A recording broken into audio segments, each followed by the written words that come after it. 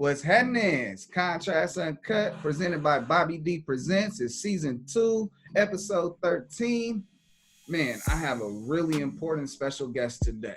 I'm talking about, he's probably the king of A&Rs. Like, I've been doing what I've been doing, and he came in and educated me within seconds. Like, I appreciate this brother. And now I have the ability to have him on my show today. I got if you want to be involved in some billboard plaques or some real plaques, you need to get involved with this gentleman right here. I mean, this is J Bellamy Diapergoat Mangement in the motherfucking house. How you doing, bruh? My brother, pleasure and honor, my brother. Man, same here, bruh. Same here. Through all this epidemic, man, I say epidemic, but it's really a pandemic. Like, man, we still figuring ways to smile and keep the good vibes going. Music is medicine. Got to. Absolutely, man. Absolutely. And I feel like you one of them pharmacists in the music is medicine analogy. You just filling up prescriptions with this stuff. My brother, I thank God for everything that I've been able to do. It's under His guidance, man, that we're able to do the things that we're able to do. Even with the name Diapergoat, people they don't understand where that name comes from, and that actually comes from my daughter, my Uri. My mother and father-in-law, my in-laws, they have a farm, and they had a barn where all the animals went into at nighttime. Well, that barn had an electrical fire. That entire barn burned down. The only thing that survived was that goat, and the goat's real name was Prissy. Black and white goats still have it to this day. The goat's name was Prissy. So my daughter would bring the goat in the house when I would go on business trips, and eventually it stayed in the house. So it was pooping all over the floor, and they eventually put a diaper on it. People stopped calling the goat Prissy, and they started calling it Diapergoat. So when it was time to create this business, because I had another business before, but when it was time to create this business specifically for the producers, I asked my daughter, I said, what do you think I should name it? She's like, I know, we'll name it after Prissy. I said, we're going to call it Prissy Management? She's like, no, we're going to call it Diapergoat. And I was like, Diapergoat? I was like, nah. And then I said, wait a minute. It is kind of catchy. We'll be the only people in the hip-hop industry with a name like Diapergoat. And stand out. Yeah, we stood out, man. Got the logo, the Diapergoat, we got the hoodies, we got jackets. So, it's been a blessing, man. And it's been one of those names that you won't forget, man. And that's it's organic, it's grassrooted. Yeah, and I always say, man, God blesses fools and children, man. So I was able to be blessed, through God's creation, God's gift to me, which is one of my daughters. Man, bro, let me give you your flowers now for being a dedicated dad. Everyone that's a father that comes on my show, I got to make sure I shout you out for being a dedicated father, because that is not easy, number one. That is not, number two, it's not even in the like minds of what we do to create time for certain things. And as a parent and you giving these stories, you're creating time. And I got to take my hat off, and I appreciate you, brother. That's incredible. Let that stick, I guess, like, it's incredible. So let me go ahead and get the show on the road, man. I got a quote for you, and I want you to weigh in on the quote. Let me know how it relates to you or if it doesn't relate to you. All right, so I have a quote for you. All right, go ahead, my brother. The future belongs to those who prepare for it today. Malcolm X. You're breaking up on me, my brother. Okay, I'm going to say it again. I apologize. The future belongs to those who prepare for it today. Malcolm X. Got it. How does that relate? What's your question about that? How does it relate to you? How does that relate to me? Oh, man, it just goes back to some things that my pastor used to tell me all the time. He used to say, Bell, he said, you got to plan your work and then work your plan. And that was preparation for the future. Tell anybody, whether it's an artist or a producer, I deal with a lot of artists, definitely deal with a lot of producers, and they make a lot of money. I said, if you're preparing what to do after you get the money, you're going to be broke. It's going to happen every time. You say, oh man, I got 300,000, 400,000, 500,000 coming in. It's like, all right, it'll be here on Tuesday. It's like, all right, it get here on Tuesday. And then you're like, what I'm going to do? like, I think I'm gonna do this, I'm gonna do that, I'm gonna do this, I'm gonna do this, and you're gonna try to get everything done with that money in one day because you didn't plan. So you end up being broke. I always relate everything to money. Well, in way in life, is to win. They plan for that war years and months before that war has even been embarked upon. Every general. So that says a lot to me. That's embedded in my brain. I'm always be prepared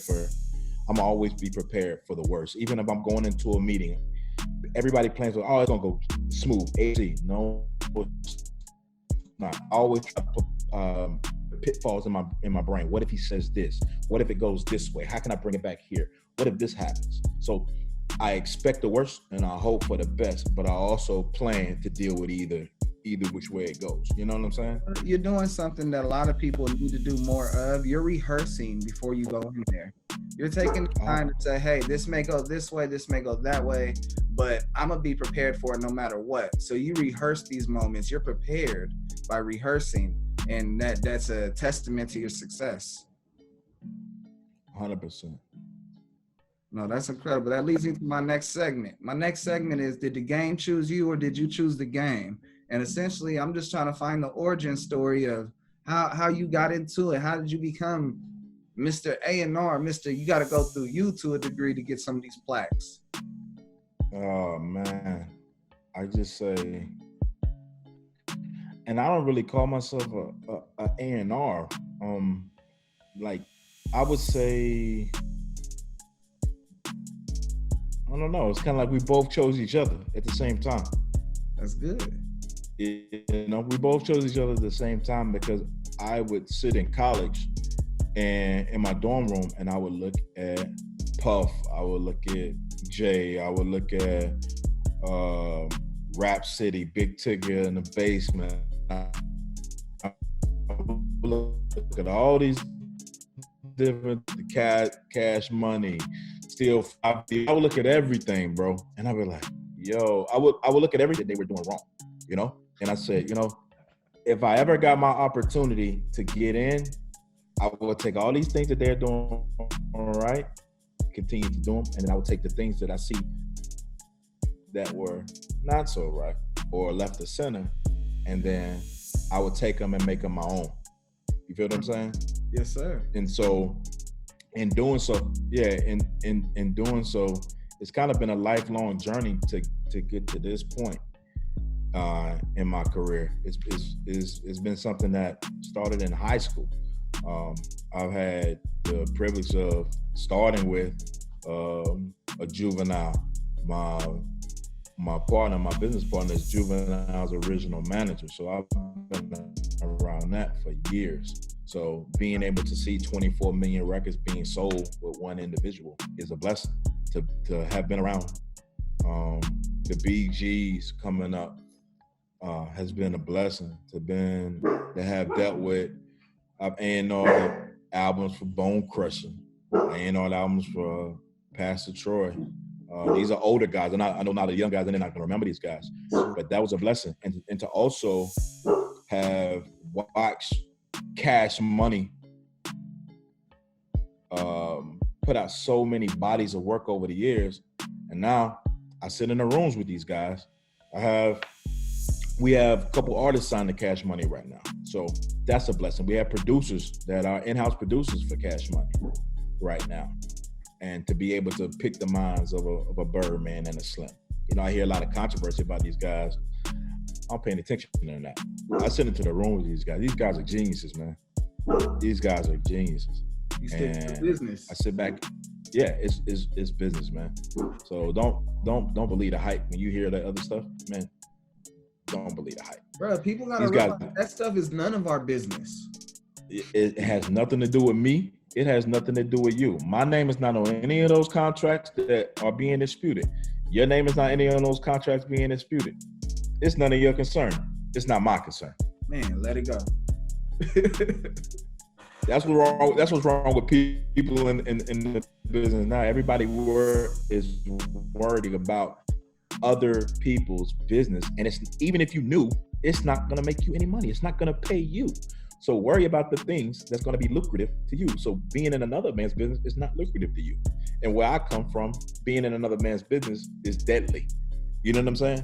Oh yeah, facts. Yeah. Facts. So, and on a professional side, it's deadly in court, and on the street side, it's deadly in the street. So mind your business. Man, it kill off everything you got going, trying to dig your nose into something that's not supposed to go down. It has nothing to do with any of us, bro. So back to progress. Yeah. So man, were you a part of Back That Ass Up? My business partner, which is Juvie's original manager, been in his manager for 25 years, has been with him from day one. He picked me up when I was 17, 18. So from that time until now, I've been around.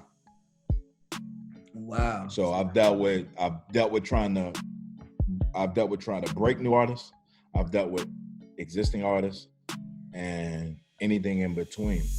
And what I found out was the difficulty in breaking a new artist is everybody's trying to find this key. How do I get more streams? How do I get more visibility on YouTube? How do I do this? How do I do that? Because when you go into the label, the first thing they'll say is what the numbers look like. What does this YouTube look like?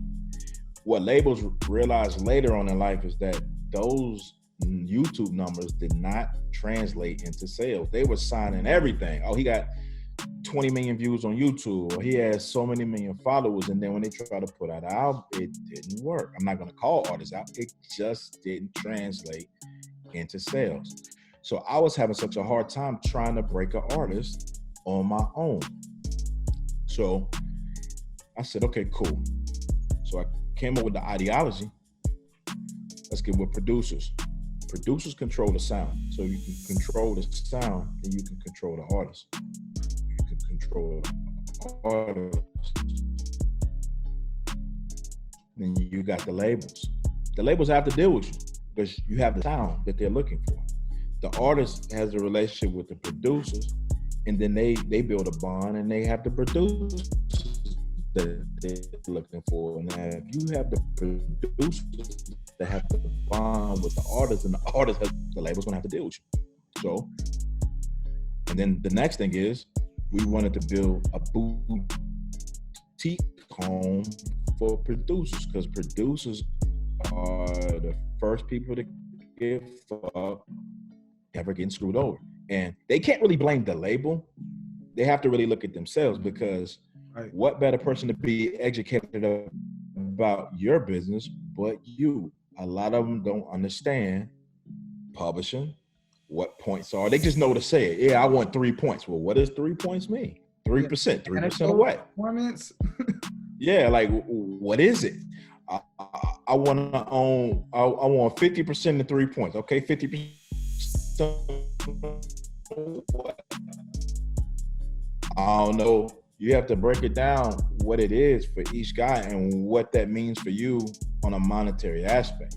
And so what we wanted to do is protect these guys, because producers are seriously one of the most important factors to music. I tell people this: go into a club, you got your favorite song playing, take away the beat and just leave the acapella. Do we still have a party? No, we don't have a party anymore.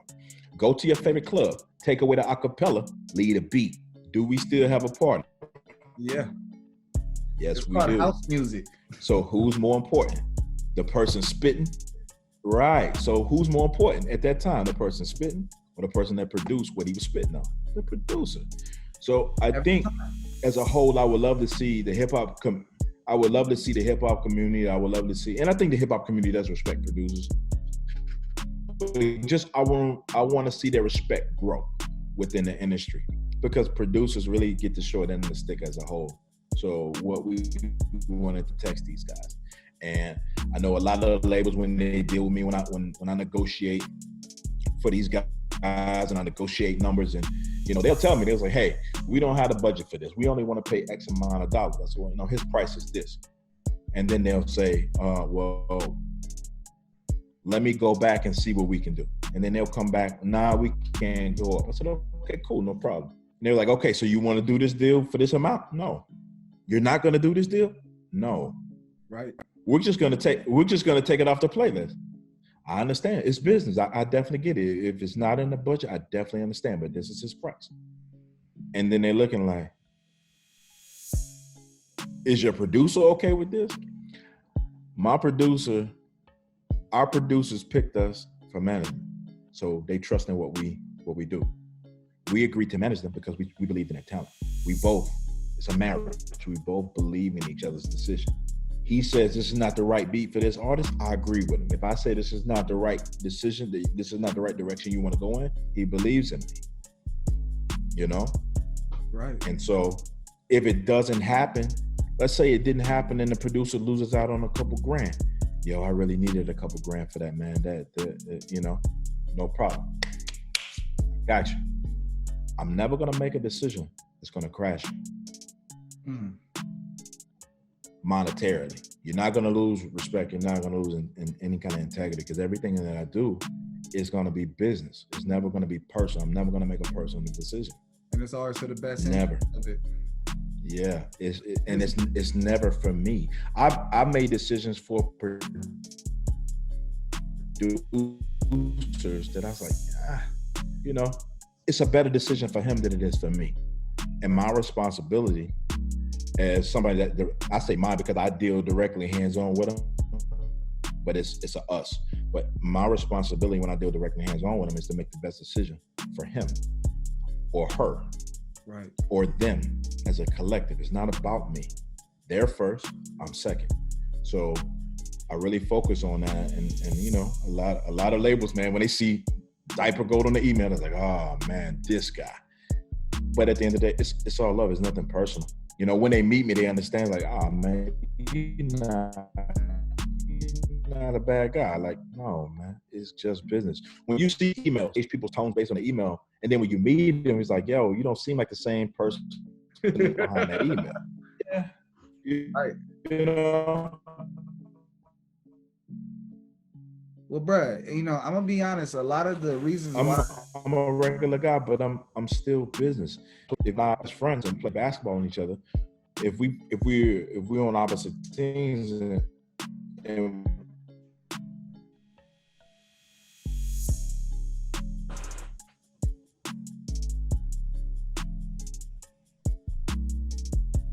you there? Yeah, I had a little bit of an internet issue, but we're good. You good? Yeah. But I was gonna tell you, bro, one of the main reasons why I have you on my show today is because I interview a lot of producers, and the reason why I interview them is because they take the canvas that's blank, right, and they start to paint. And when they paint on there, they put all these different sounds, it's all different things, and they give enough room for the artist to come on there and throw their paint on there, and then now we got a masterpiece. And a lot of people forget that, you know, just how you said it earlier with the analogy of taking away the beat and you just got someone on there a cappella, you got a conference, you got a convention, you don't have a party. And I'm just, you know, that's the reason why I have you on the show. I appreciate you bringing that up. Right. So as the game chose you and you continuously chose the game back, and you continuously did the things that are right. There's something that happens in this game is that they say the one thing people got fucked up is that there's no nice people in this game. You got, you know, that's just something I've heard over and over again. And you got yourself that's here that's to, you know, make that right, wrong or right, and do something. Say that again, my brother. Say that again.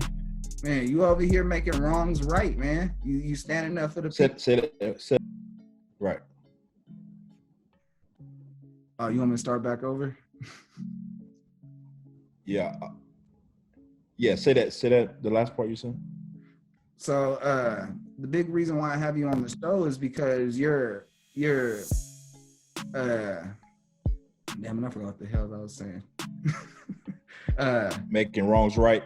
Yeah, no, you make wrongs right in the industry. A lot of the time people they have this persona that people are going to do good things for them. And the reality is a lot of them don't. Once they have ability, they own master rights holding, they do what they want to do, unfortunately.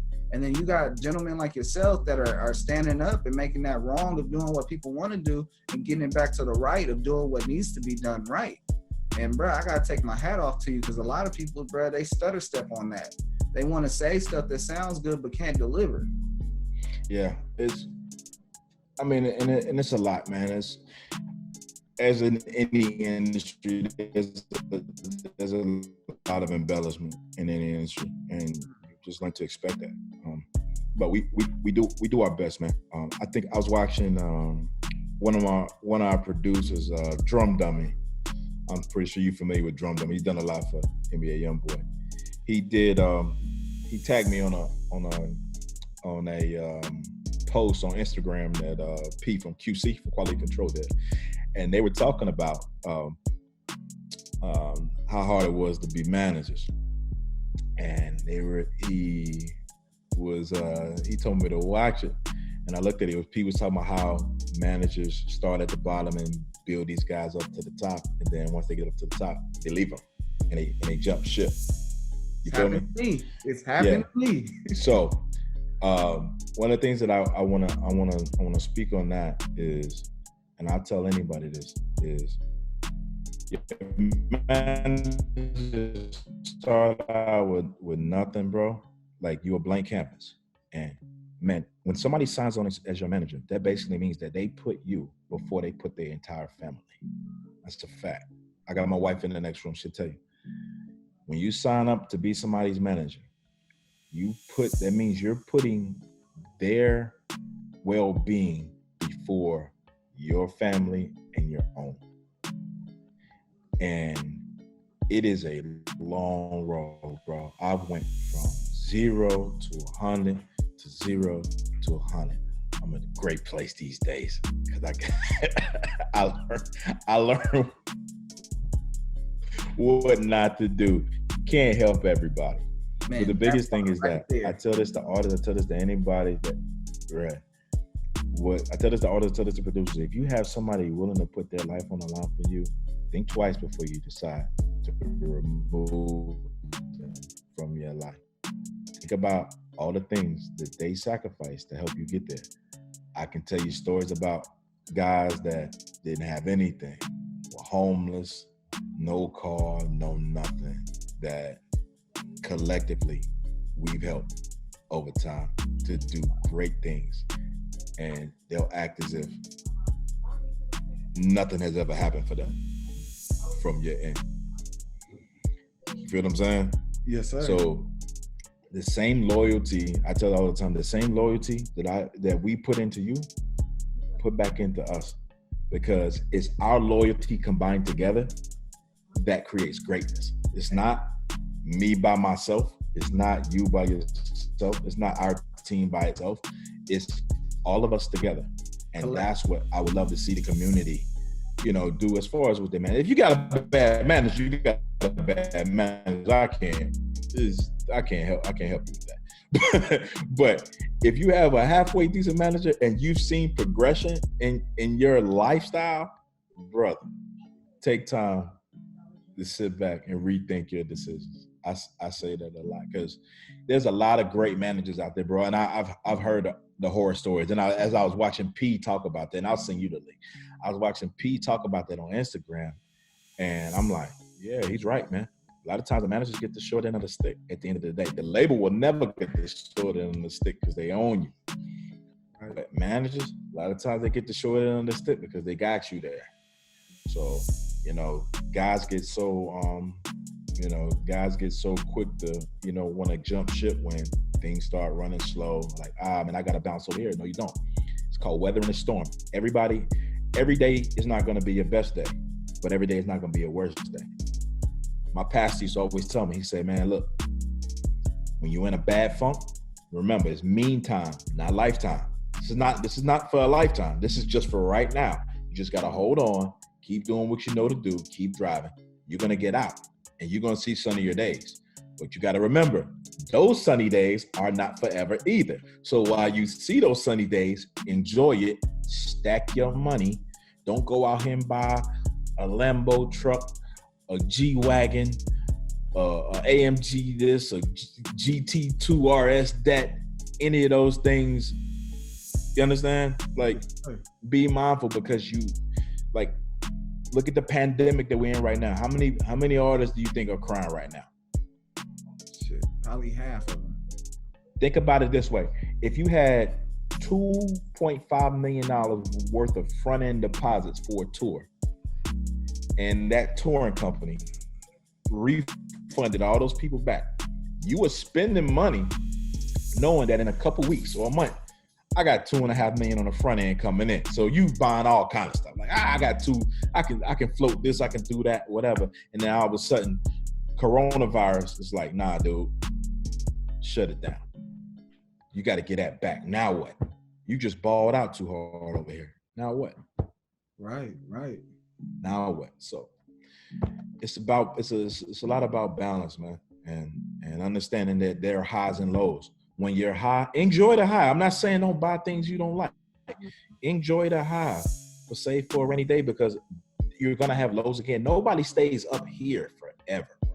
And even if they're there successfully, they have maintained financial success for forever, or for the last 20 or 30 years.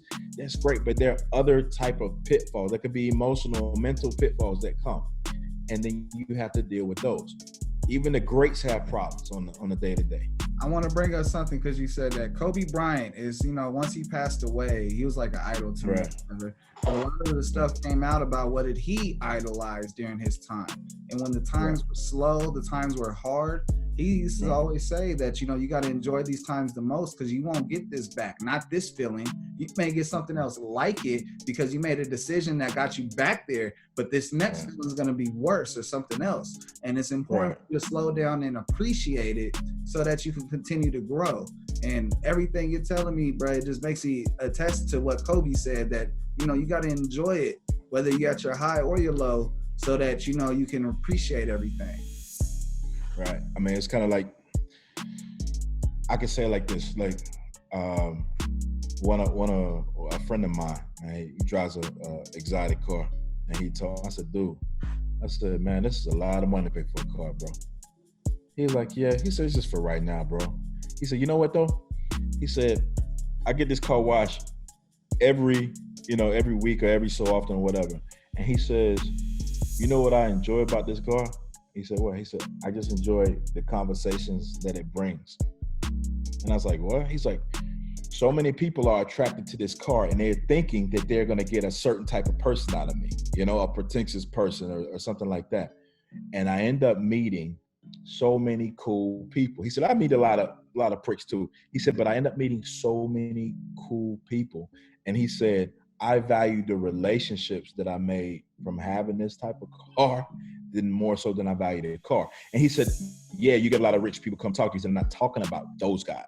He said, I'm just talking about regular kids riding a bicycle down the street, or regular blue collar guys that just walk by and like, yo, what kind of car is that? Or, man, that's cool. And just having regular conversation with regular people. He said, man, just a regular conversation with a guy. He asked him what he did. He's like, man, he was a plumber. Now this guy ends up, he had such a great relationship with this guy. This guy ends up plumbing.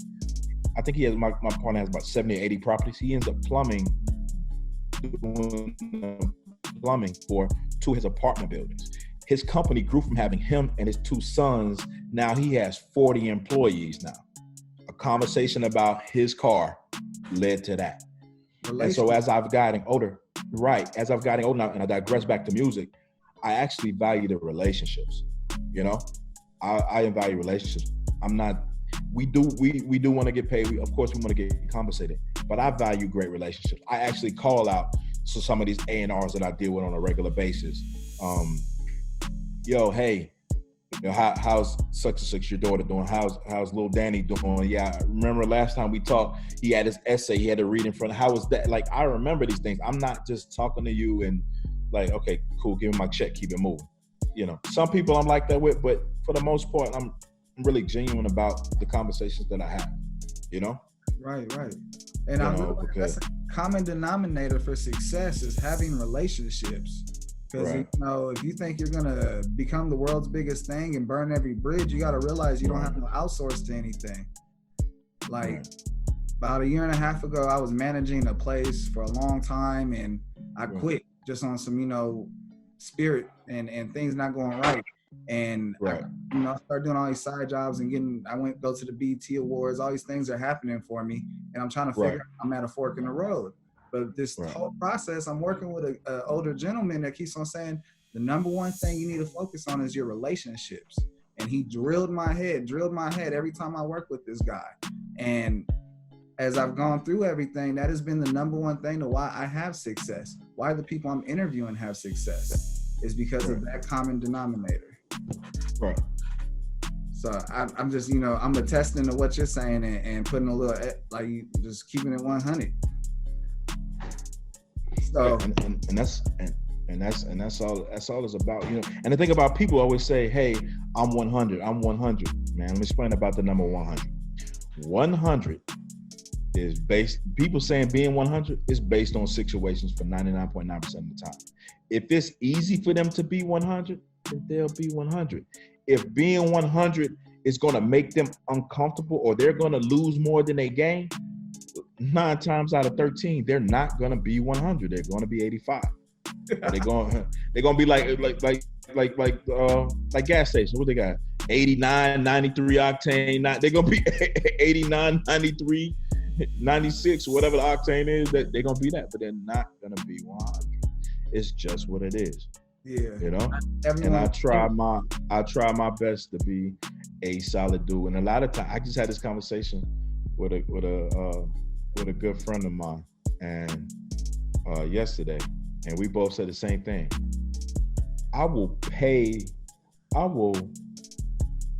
Even though I know I don't owe you, if you feel like I owe you, just to keep it a buck, I'll give it to you.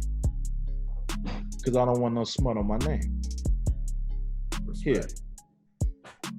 I'm not gonna argue with you. Yo, man, I thought you was gonna do that. Here. But after that, you can't come back. I'm good with you, you good with me, but we just done on business. You know?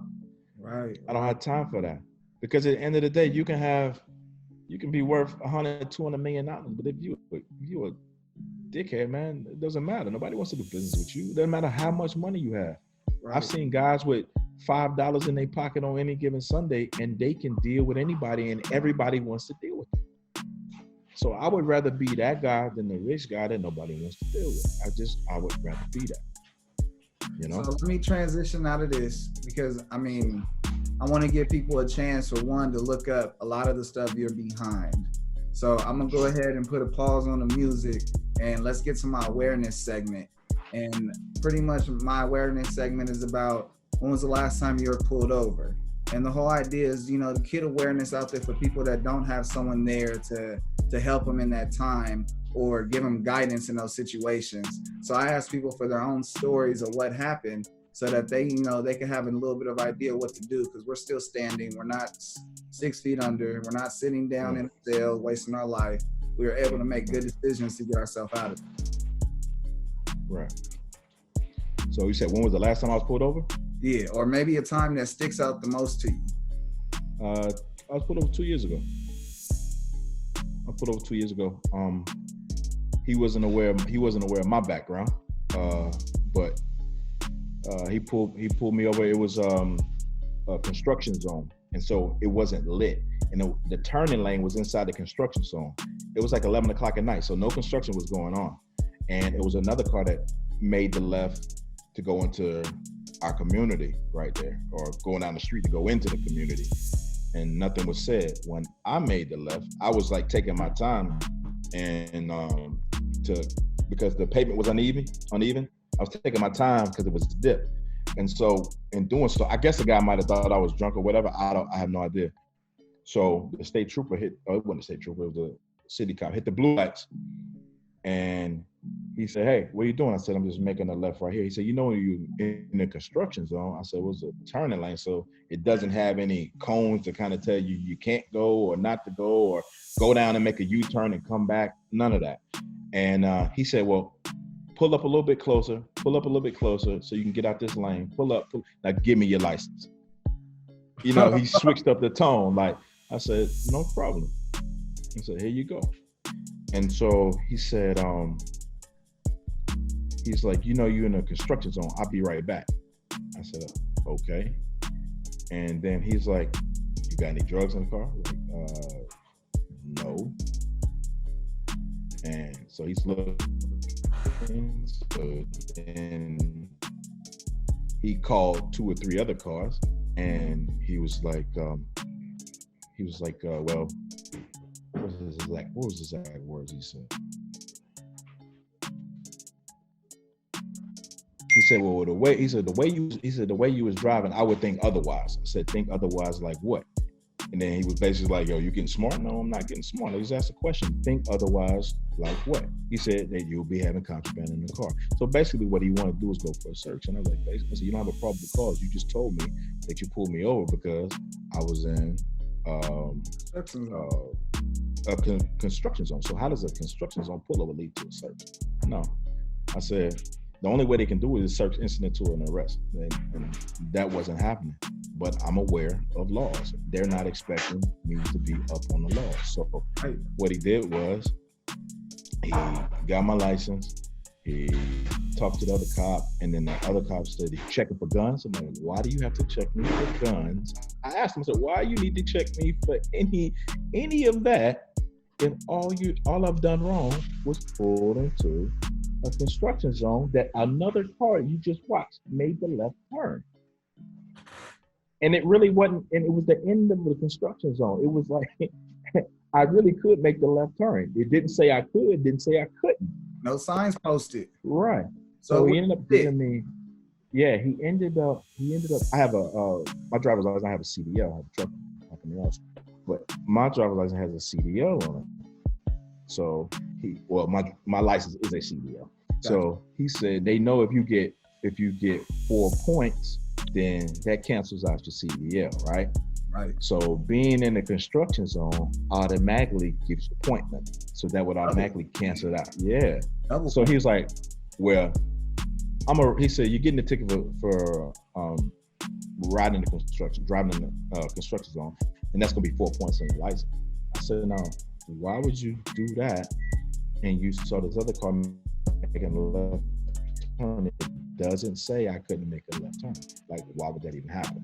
Like, what's the point of that? He's like, if me having a CDL was my livelihood, that was how I made my bread and butter. Why would you threaten my entire family over that? Like, what's the reason for it? Right. Think about it. He sees me with a CDL. Oh, you a truck driver? No, I'm not. I have trucks. I do know how to drive. I don't drive. He doesn't know that. Right. But his thing was, I ain't searching your car, but I'm gonna get you some kind of way. I'm gonna make sure you don't have a CDL. Bam, 4 points. Damn. Of course, I went to court. Audit. Yeah, my father-in-law was an attorney. My wife's a paralegal. Went to court, come out, no, it's cool. Case dismissed. I say that to say this is education is super important. I try to be educated in any field that I do. Education is just super important. There's nothing that any cop gonna tell me that I'm not gonna know about the law of the state that I live in. That's just what it is. I'm gonna be educated. I like to say that knowledge is power, but when you use that knowledge, it becomes your superpower. Right. And especially in a moment like that. Right. And a lot of times, like, my wife is like, I call her like the resident genius, because she's like, man, my wife knows everything about, man, you couldn't have a conversation about nothing that she wouldn't know something about. And that's stupid. She walking right in front of me. I'm like, that's super great. Me, I'm one of these guys that I'll know, but I won't say. And I let it ride, and I'll just listen, and I'll just observe the room, and okay, kind of just read the area, read the layout, Right. A lot of people like to come in and assert their dominance with what they know from jump, and a lot of times that's bad because you don't see the forest for the trees. So what I like to do, I like to listen more, So I try to listen more and pay attention. You know, I can't talk. I'm long-winded. However, in business, I like to listen. Right, because you get your thoughts collective. A lot of people focus on what to respond versus listening, and the shit will go right over your head on what's being said, and that could have been an opportunity. Right. So a lot of times if you listen to somebody, they can tell you how to best help them. You know how people say, help me help you. Right. And you know, and listening is something that, you know, I constantly try to work on, especially in marriage. 6 years, I understand. I'm working on, you know, a lot of people try to paint the picture they're perfect. I'm not perfect, brother. Not at all. I'm still working and still learning on how to look and a whole bunch of things. What's your next question you got? So I do this segment called Trading Places. It's like, you know, the Dan Aykroyd and Eddie Murphy movie. And so today I have two iconic people we're going to trade places, but question number one, will it work? Okay.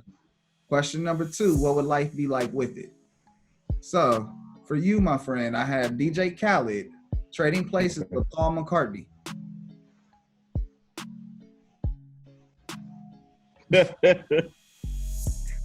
Will it work? No. Yeah. You don't think Paul McCartney could do another one? Oh my G. You know what, brother? Anything's possible. Let's say that. Because I'm a visionary. Anything's possible. Been part of the Beatles? Man, DJ Khaled. I think DJ Khaled would have clashed with Ringo Starr. He would have clashed with somebody because every group had this ace, is numero uno, and DJ Khaled he's a big character, you know. He's a big character, you know, and I think it would have clashed with somebody, you know. So it's possible it could have worked, but reality is it wouldn't have worked because the Beatles probably would have been the number one band in the world for so many years. Might not have been the number one band. Might not have been. Reality TV probably would have got started back then. That could be that would have been a possibility. That's definitely a possibility. Yeah. Man, do you think Paul McCartney would have did the same thing for his children that DJ Khaled did for his sons with the whole naming the album after their children? I don't know. That's a good question. I'll say this though. I don't know about Paul, but DJ Khaled, what he did, he's a great dad from what I see, because I don't know him. But from what I see, the attention that he pays his children, that we constantly see that's in the media, you know, it appears that he loves them, you know, genuinely. Oh yeah, he got set up for life. He also has involved them in business, and he has also used their name and likeness to create a brand, not around him, but around them, and that is selfless, not selfish. A lot of people say, "Oh, it's selfish. Khaled using his kids to make money." No, that is selfless because he's using them to create a brand for them, not for him. Khaled was already a brand before the kids were born. He's using them to create a brand for them. So therefore, you know how your father's supposed to leave behind a legacy? He's creating a legacy for them to leave behind for their kids without him. You see what I'm saying? He's created, like, the legacy was supposed to be him. Now they're the legacy for themselves. You see? And they have to group. So that's right. Yeah, I mean, what toddler do you know that has a sneaker deal, bro? Come on. I mean, that kid's gonna be my kids, but yeah, that kid's gonna those children are gonna be in mood. They're gonna guess the parent, man. Khaled is the new Kardashian, bro. But DJ Khaled is the new Kardashian. It is what it is. I respect it. Yeah. I fully support that statement. Yeah, and I mean that on a positive side. because everybody say Kardashian, they always talk about the Kardashian curse. That's not what I'm talking about. I mean the positive side of business and brand. That is what I mean. Oh yeah, no. Positive side of business and brand. Yeah. If you take away reality TV from the Kardashians and you focus onto their business skills and what their family has done for society, we all shut the fuck up. Yeah, I think, like I said, man, I think a lot of their greatness is clouded by the things that, the hoopla and the things that's surrounded by them. You know, it's like if you and I have our own different issues and we go like, you go through a bad breakup, I go through a bad divorce or whatever, the bad divorce for you or whatever. It's like, okay, we go through it, keep it moving. But them, it's like they're under a microscope, and so it's like, even a perfect face has a blemish if you put it under a microscope. Man, preach, bruh. a perfect face has a blemish on it, man. And so, you know, you look hard enough, you're gonna find what you're looking for. Like, give it a break. Yeah, that's now that part right there. People need to keep on reminding them that, especially in relationships and life. But I'm gonna get to my next part of my segment. It's called Impulse Q&A, and what I got like cards. They don't pay us, so we don't talk about the name, but they got great questions. And I pulled 3 randomly, and the idea is like, you know, like a magic trick, but it's to have fun. So here's question number 1. What's the funniest thing you've seen a kid do? Funniest thing I've seen a kid do? Yeah, especially being a dad. I know you've seen some stuff. Oh man, you know, like I'm from the South, bro. So you be in the country and like, you know, you're in the country and you fishing or whatever, you know, no bathroom out there. So you take a piss behind a tree. So I went fishing with one of my partners, and you know, this kid out there, his dad took a piss behind a tree. Man, probably like a month later, we were out at the mall. He had to go to the bathroom. He took a piss behind a soda machine, like dropped his pants like right there in the mall. I'm sitting like, what? Bruh, my son does that. Your son does that? True story. He just did that last week and he's 6. Bruh, I'm sitting there looking like, he's like, I gotta go. He went behind the soda machine. He just pit. I'm like, no.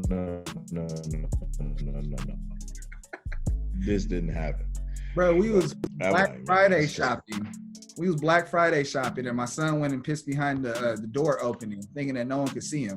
Like, it's a glass door, son. Yeah, man. It's crazy, bro. That's funny. All right, question number 2. What is the dumbest way you've been injured? Dumbest way I've been injured?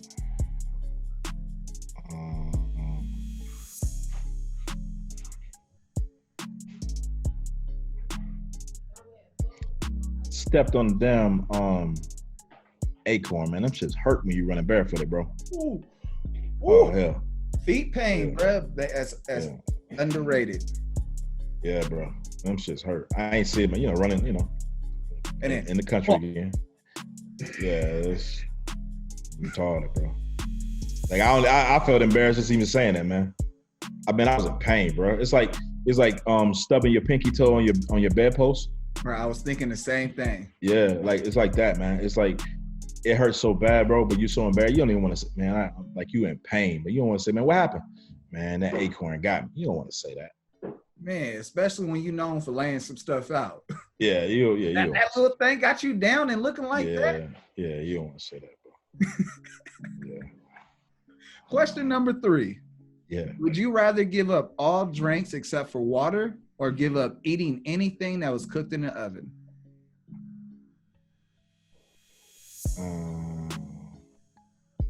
I'd rather give up all drinks except for water. You can live off water forever. 100%. Every drink has water in it. 100%. 100%. Man, you have survived my Impulse Q&A. Now, I've got to ask you, what are you most excited for coming out? I know that you're a part of a lot of big records, a lot of #1 albums with a lot of the stuff you have going on with your producers. What's on the horizon that you're like, man, I can't wait till this hits? I'm excited to see what Drum Dummy and Travis Scott gonna cook up. I'm excited to see what DJ Swift and NLE Choppa got. I'm excited to see what Mike Maven has. That's another one produced. What Mike Maven has in the Universal realm with Cash Money. I'm excited to see what DJ on the beat he did Season for the City Girls with featuring Lil Baby. He did that. I'm excited to see what he's got cooking up. He has a big feature coming out. I don't want to spoil it. Definitely excited to see. I've been dealing a lot in the Latin world. I'm excited to see Drum Dummy and Yachty Boy and Yango Flow. I'm excited to see what's going to come out of that, because he definitely sent them a bunch of heat. And I talked to Yachty yesterday, so we're gonna see what happens. I'm really heavy into the Latin market, bro. Like, a lot of people don't really know that. Bro, world sound. Yeah, so I'm really heavy into that. So it's gonna be some big things to come out of that area with the guys and some other things coming. So just stay tuned for that. Bro, I gotta ask, so what's your nationality? Are you like Puerto Rican, Dominican? You just a brother from the South? I'm a brother from the South, man. My wife is Dominican though. Like her family has adopted me as Dominican. I feel like I'm Dominican. Eat everything Dominican. You got mannerisms like that. Like, you got mannerisms. Yeah. So now I tell you. Yeah, so and I respect the culture, man. I like the heritage, man, and the history behind them. It's like it's a lot of loyalty there. A lot of loyalty. It's big on loyalty. It's big on integrity and respect. And I respect the culture. I respect the people in it. And I have since being married to her, like my children are Dominican, so I have a lot of Puerto Rican friends, a lot of Dominican friends, and it's a cool vibe, man. Just to get to listen to music, understand it, and vibe with it. They've learned a lot from me from the hip hop side, and I've learned a lot from them as far as the Latin side. I've been around some of the greats, like I said, man. Yachty Boy is one of the greats for me. Been around Arcangel, been around Alex Rose, man, Jay Alvarez. So these are some of the guys I have a lot of respect for. Sou El Flotador. Yeah, I remember that name, Sou El Flotador, man. Like, that's my brother, man. Man, that's my brother. I'm trying to have Mr. Flay Sue on the show, man. That's Mr. Fly is my brother, man. So regardless, I'm from the South and he's from Puerto Rico. That is, if you ask him who his brother is, he's gonna say me. I'm gonna say him. So and that has nothing to do with a record. Has nothing to do with business. It has nothing to do with money. He can have $100 million or he can have 100 pennies. That's still my brother. Yeah, that's real. That's real value. That's what it is. So, bro, before I close out, I gotta ask you: do you have any questions for me? My whole thing is I try to be unique, and so this is something I added into my show. And go ahead. What are you looking for? What are you looking forward to for the rest of the after this? Our current statuses in the country. Like, what are your goals? For your podcast and just for your career. Man, what do you have coming up? Podcast goals. I'm trying to get it on a network. I'm very blessed to have Bobby D Presents a part of my show. Bobby D is Snoop Dogg's manager. He's also the business partner with Uncle Snoop's Army, and they do a lot of events. So I'm really blessed to have him a part of my show. But I'm trying to elevate it. I want to show them, the values of what I'm doing can keep on growing since they've been a part of what I'm doing. And then so I'm just trying to elevate that. I was having a meeting with a couple of networks, and with the whole pandemic, it slowed things down. But I'm not worried about it. God got me, and I still got the ambition to figure things out and get it done. So that's podcast wise. I'm an assistant for Marvin Gaye. You said Bobby D. You said you were working with Bobby D. Yes, sir. Man, I've been trying to get with Big Slice because I always wanted a Snoop DeVille. Snoop had a Cadillac back in the day. He had a Snoop DeVille. I always wanted a Snoop DeVille. I was on a show with Snoop and Dame Dash called BET Music Moguls. Remember that show? A while back? Yeah. On there. I was on there. Yeah. I had an artist out of North Carolina named Joshua Gunn. And we were on Dame's episode because Dame had moved. I'm from North Carolina. Dame had moved to North Carolina for a while. So me and Dame lived close to each other. But now that you said that, I got it. When I come to Cali, I gotta get with Bobby D. I want a Snoop DeVille, brother. Like I think they made maybe one or two. I want a Snoop DeVille, even if I don't drive it. I know that's a random world moment, but when I saw that car, I saw Big Slice riding on that, and Snoop had that Pontiac Cassini, the Lakers car. That was two of the coldest cars he had, man. I want one of them Snoop DeVilles, man. I'm a low rider nut too, boy. Yeah, I'm a low rider nut. Shout out to my boy Topo, TS Designs, Mr. Wide Body King. Shout out to Topo, that's my dog. Yeah, that's a fun fact. Yeah, brother. So yeah, bro, I'm trying to elevate that, and then I'm also an assistant for Marvin Gaye III, and I'm just trying to be in his wing and just learn as much as I can while I'm working for him. And you know, it's his last 3 years. I'm not trying to put too much out there, but yeah, it's his last years in the game before he retires, and so I'm just trying to soak up as much as I can underneath him and work with my producers that I'm working with, and just get placements and good relationships. You know, I'm trying to have success. I come from nothing. Like my family. You got one with Diapergoat. Hey, I appreciate it, man. That's love. Trust me, that's love. For sure. Yeah. But yeah, man, I'm just trying to progress daily, man. You gotta have dedication to results, and you gotta progress daily from the dedication, and you gotta have determination to do it. And that's where I'm at. I'm at a wall of climbing over these barriers and trying to make things happen. Cause like, long story short, my family is very successful. But my father, he ended up moving to California from Virginia and married my mom, which she was a Mexican woman. And my family on the East Coast pretty much said, hey, we're not gonna do too much with you. And then my father passes away in 1991, and I grew up without a dad and struggling. And so I got like everything in me, just haven't been able to reinvent myself so that I'm able to get it the same way they got it. And here I am today with the abilities and the resources and delivering.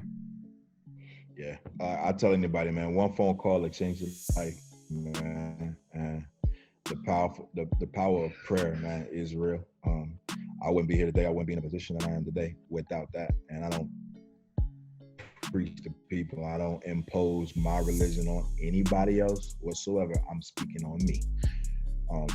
Prayer for me has worked wonders, man. You know. Testimony. Yeah. Speak on it, bro. Testimony. Speak on it. Yeah. So, but you know, being focused in this game, you know, this game is a bunch of highs and lows, bro. It's a lot of disappointments. You got a lot of people that's gonna, oh, I can do this, I can do that, and they may have good intentions. Some never have good intentions, and it just never happens. It never comes to fruition. And so, you know, but no matter what, if you got that drive, if you believe, like I'm at 8 years old, I knew I was gonna be in this. I knew I was gonna be in this game some kind of way. I didn't know what way, but I knew whatever way I was gonna be in it, it was gonna be big. It wasn't gonna be mediocre. It wasn't gonna be ground floor. No matter what anybody else said, no matter what nobody else believed, like it was going to be what I said it was going to be. And it is, man. And so I tell you the same thing that I tell myself. In order to get the things you never had before, sometimes you got to do the things you've never done before. So if that means you're used to getting 8 hours of sleep, you might need to shut that down and get 3 hours of sleep. If you're used to working 3 days a week, you might want to work 7. You know, it's those things, man. Hey, I sent out tracks to an A&R, and a lot of guys, well, I sent the tracks out to the A&R.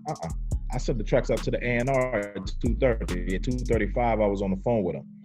Oh man, I run into a meeting. That's cool. Check and see if you got my email. Let me see. Yeah, I got the email. Play. You see that the first track? Play that real quick before you go. And then I end up, before the end of the conversation, I got you playing, you done played all 12 of them before they even realized they even played the first one. So it's that. You got to have that tenacity. The only time I take no for an answer is if we having sex. You say no, that's it. No. But when it comes to business, all no is for me is a delayed yes. Right, I feel that. That's it. 100%, bro. That's all no is for me. No for me is not right now, but later. Exactly. So I'll call you back in 30 minutes, maybe an hour. I'll give you a chance to think about it. But I got the best. Yeah, it's just what it is. One thing I learned in my life is I remove the excuse. So when everything's going on, take that excuse out and find the reasons to get it. All I can do is get it. Let's do it, man. Man, the more the merrier, man. Like I said, producers have to stick together, man. And I tell them all the time, if he has a relationship with Jenny McCartney, or they have a relationship with a Beyonce, or whatever, and you don't get this ego like, nah, I'm not gonna ride their coattail. I'm not gonna dick ride. That's not dick ride. That's partnering up. Use him for his relationship with Beyonce. Y'all have a collab together. You say you may have a relationship with Roddy Ricch. Now, you see what I'm saying? Yep. Now, how do you? Now y'all working together. One hand washes the other. Both wash the face, and that's just and that's the type of bond that I try to have. I want all the producers to have, man. Let's work together. Let's work together, man. A lot of producers stop stealing beats out there, guys. Yeah, stop stealing. I done caught a couple of them. Stop stealing beats out there, and just collab with the brother. Man, for real. If they send you a collab and you never respond back, and you end up producing a record that sound just like that collab, stop, bro. Man, that part right there, man. It's Contrast Uncut Season 2, episode number 13. Can't believe, man, I had J Bellamy Diapergoat on the show, man. I gotta let this segment out, man. I got to, but I appreciate you, man. It's been one hell of an episode. Continue to pray and manifest greatness and work towards the goals, because that's what great people do, bro. So continue. I tell you another thing, bro. If you go on Instagram, I never show my face on Instagram. That's one of the things that's like, I let the producers and I let the company speak for itself. I don't show my face on Instagram. You know what I'm saying? You are my first interview, period. You are Diapergoat's first interview.